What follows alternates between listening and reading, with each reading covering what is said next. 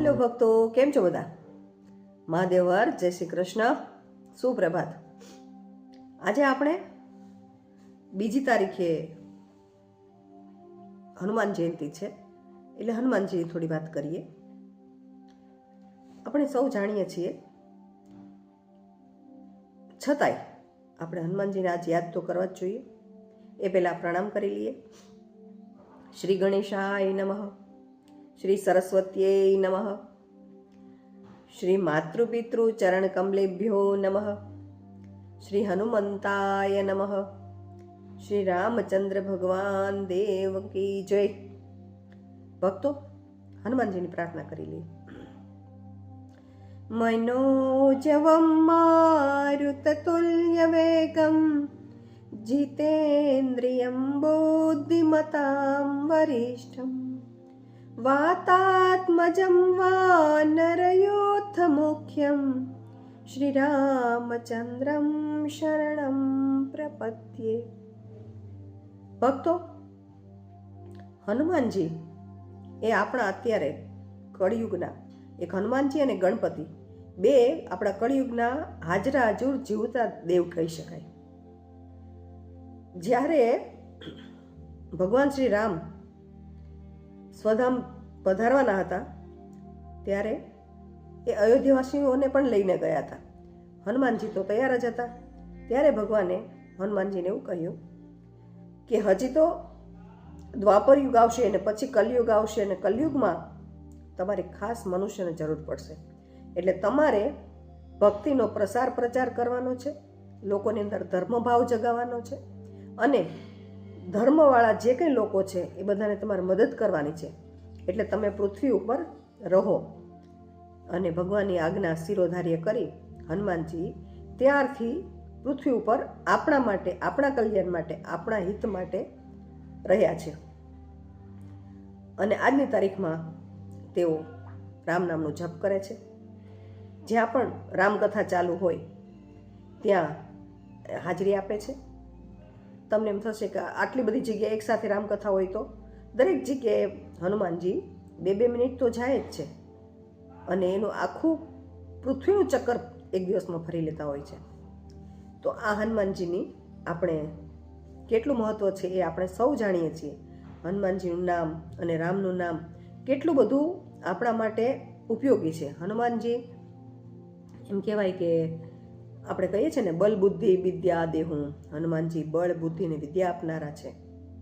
એટલે નાના બાળકોથી માંડી અને મોટા સુધી બધાને હનુમાનજી ઉપર ખૂબ જ શ્રદ્ધા છે. આપણને ખબર છે કે હનુમાનજી જેટલા મંદિરો બીજા કોઈ ભગવાનના નહીં હોય. ચલો, રામજી મંદિર ગામડે ગામડે છે, જ્યારે હનુમાનજી મંદિરની ડેરી તો શેરીએ શેરીએ જોવા મળે.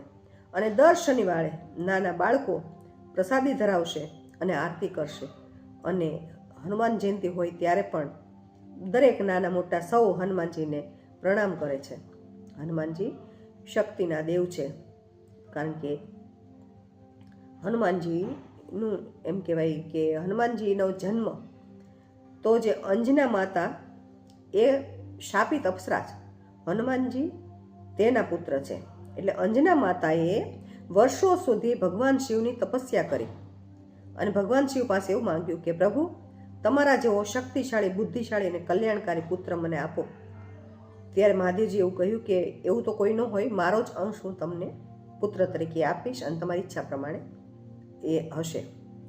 અને એ હનુમાનજી ભગવાન શિવના અંશ કેસરી, કિષ્કિંધાના કેસરી અને અંજનાના પુત્ર તરીકે જન્મ લીધો.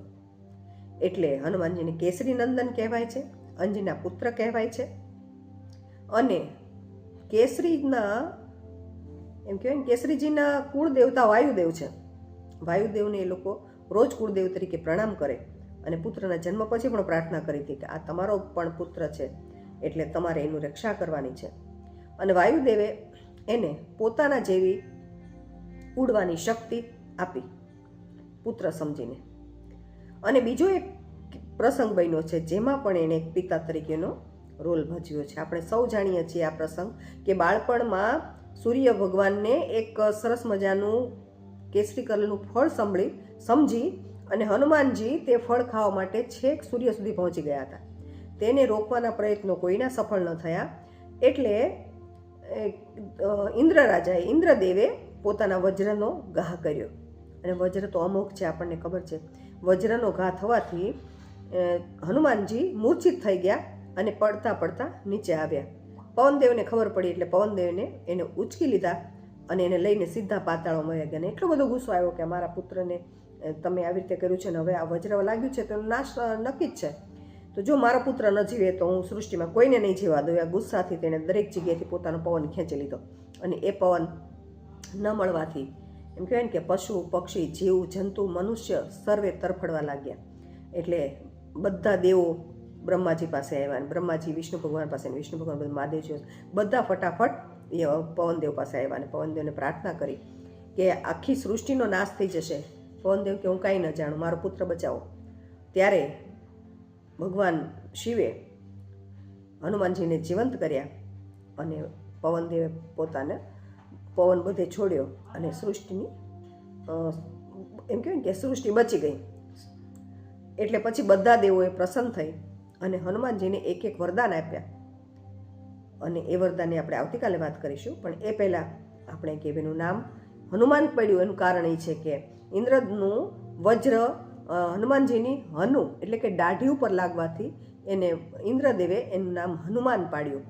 એટલે કેશરીનંદન પવનપુત્ર હતા એટલે મારુતિ, અને ઇન્દ્રના વજ્રને કારણે હનુમાન, અંજના નંદન, આવા એના બાળપણના બધા નામો હતા.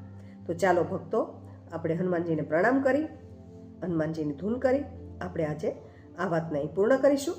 કાલે ફરીવાર હનુમાનજીની જ વાત સાથે મળીશું. ત્યાં સુધી સૌને જય શ્રી રામ. હે હનુમાનજી, બલ બુદ્ધિ વિદ્યા દેહુ મોહી હરહું કલેશ વિકાર.